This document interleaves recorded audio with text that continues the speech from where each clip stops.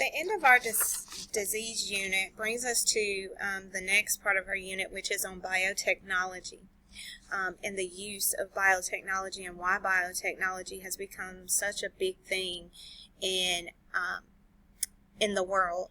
Biotechnology is used to solve problems. So we're going to think of it as a toolbox that solves the problems that we as consumers face.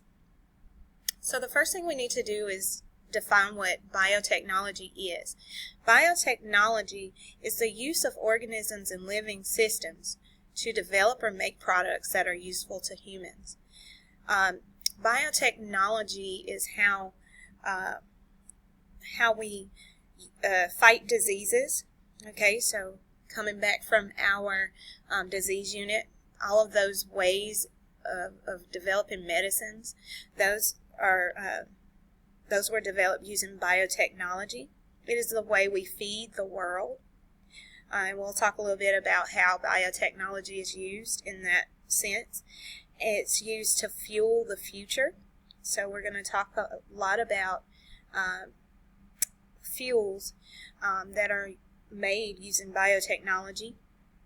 And it's used to support the growing economy. So we'll talk a little bit more about the economic impact of biotechnology. So let's look at the word biotech. Biotech is going to be the foundation of biotechnology and is based in our understanding of three things: cells, proteins, and genes. So we're going to be looking at the living aspects of living things and how those things are affected by biotechnology. Biotechnology is grounded in the pure biological sciences of genetics. So we are going to talk a lot about how biotechnology is used in the world of a geneticist. Microbiology as well. How we look at animal cell cultures, so even humans. Molecular biology, embryology, and cell biology.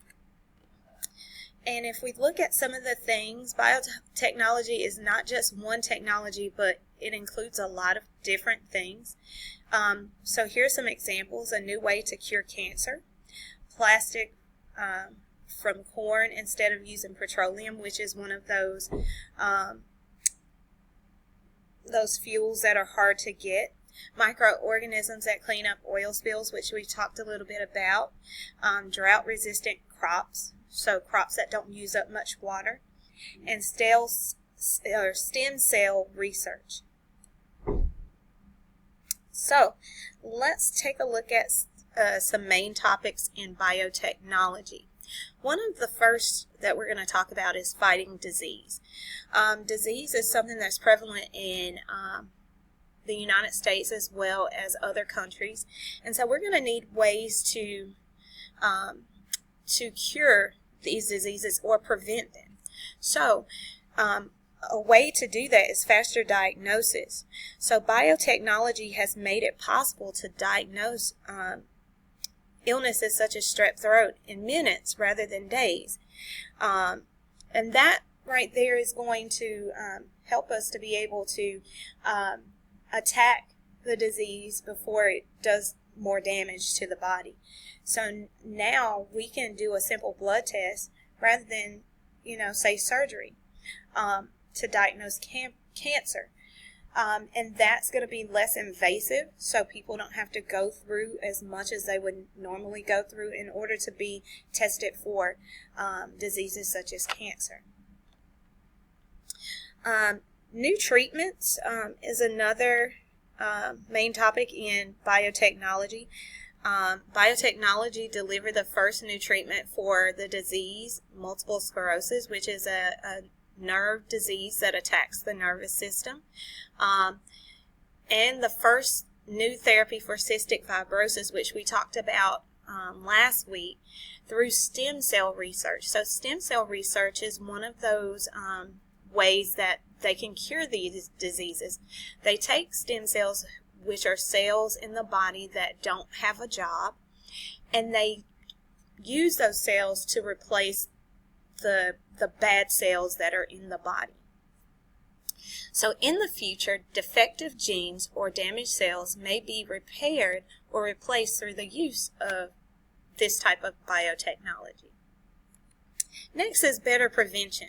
So new vaccines are starting to come out, and new vaccines help prevent types of hepatitis, meningitis, and influenza, which is one of the ones that we're affected with every year. So the flu comes in, and we're going to have to develop new vaccines for those flu viruses that start to change or mutate.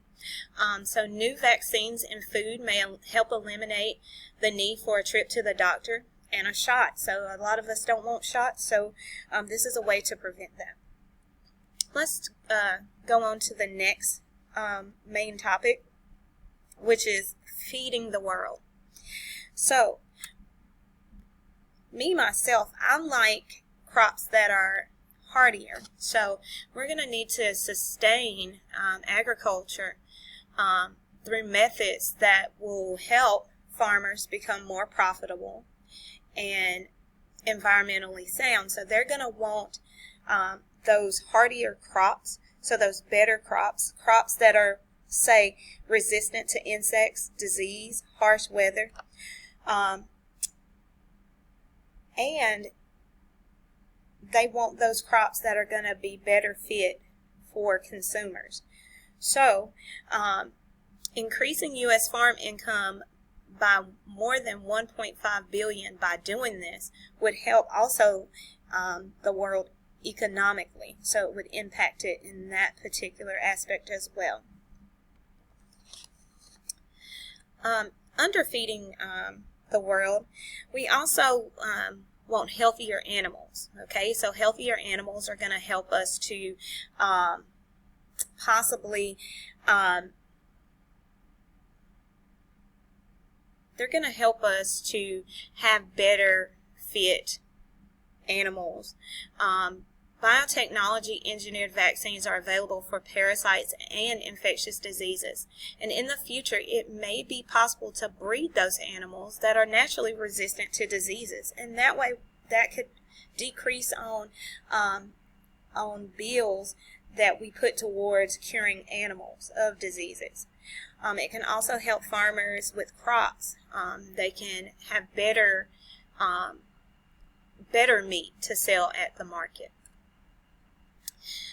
That would lead us to better food. And one of the first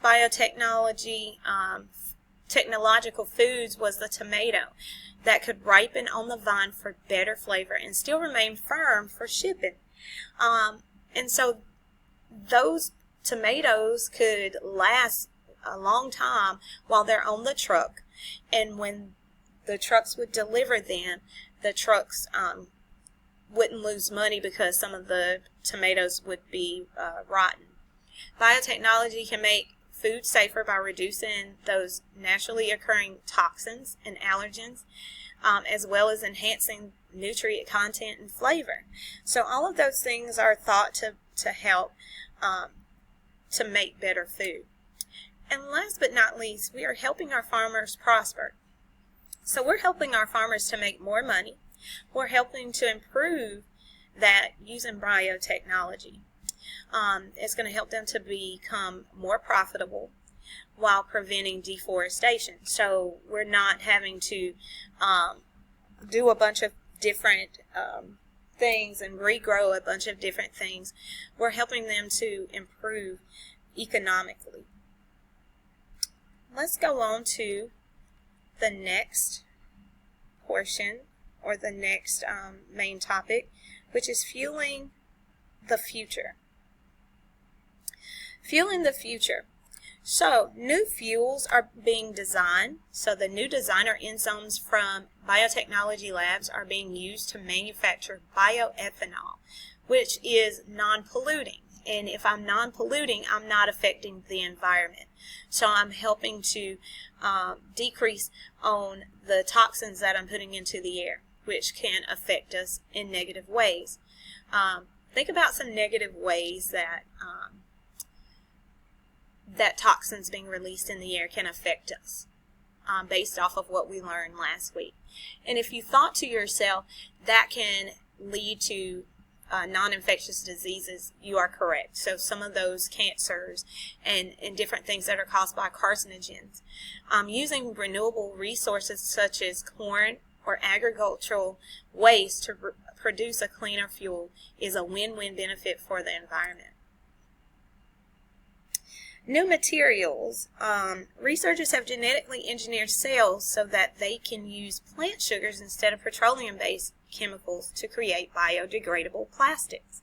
So by not using petroleum, I'm not wasting natural resources that take millions and millions of years or thousands of years to produce.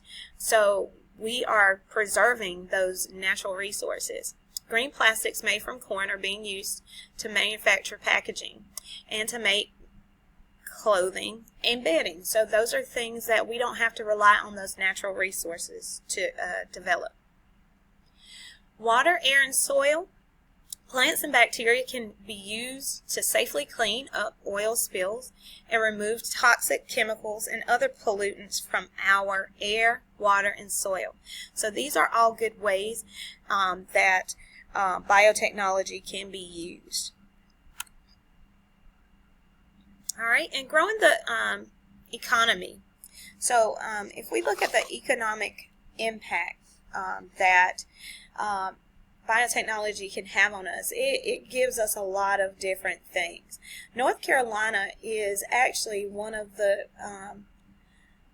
one big area of biotechnology industries, and not a lot of people realize that. There are so many jobs that are biotechnology that use biotechnology in order to make their products. $59 billion in North Carolina business volume alone. So that's a lot of money out there to be made. Also, $1.7 billion in taxes generated for state and local government are from using biotechnology. And a thriving industry with more than 500 companies. And so our job growth has grown so much from just the economic impact, or has made a difference or gotten so far just from the economic impact of biotechnology. So I'd like for you to take the next couple of minutes, the next 5 minutes, to research and find 5 jobs in North Carolina that are biotechnology jobs. Okay, and write that on the other side of your note-taking paper.